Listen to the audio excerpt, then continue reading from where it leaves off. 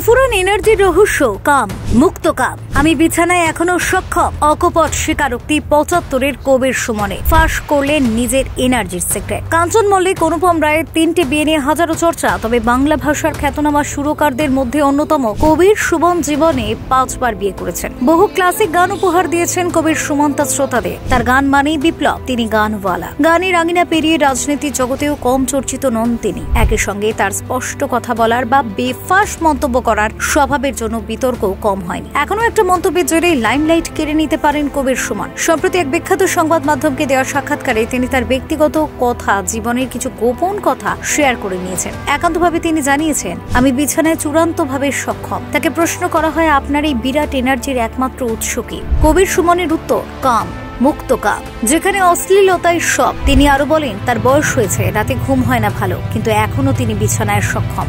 শিল্পীর কথায় নতুন ধারণা আবিষ্কার করে প্রেম করাতেই রয়েছে এনার্জি। শরীর, ভালোবাসা, সম্মান দিয়ে প্রেম করতে হয়, আপলামি করে নয়। নারীরা তাকে বারবার সমৃদ্ধ করেছে বলেও মন্তব্য করেন কবির সুমন। ফেরো রিপোর্ট, বাঁকুড়া নিউজ 1।